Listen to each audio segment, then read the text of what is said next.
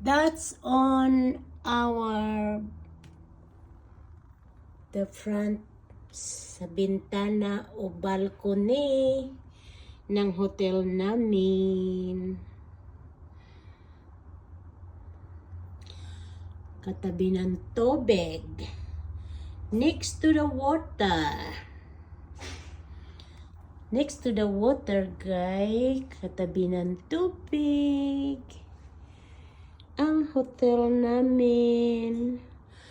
So, come on guys. Pag hindi pa kayo nakapunta sa Shangri-La Hotel, if you haven't been to the Shangri-La Hotel, look at the view, guys. Try it. Look at the water. Later on, we're gonna go there. But for now, kakain muna kami. Dinner muna kami sa restaurant.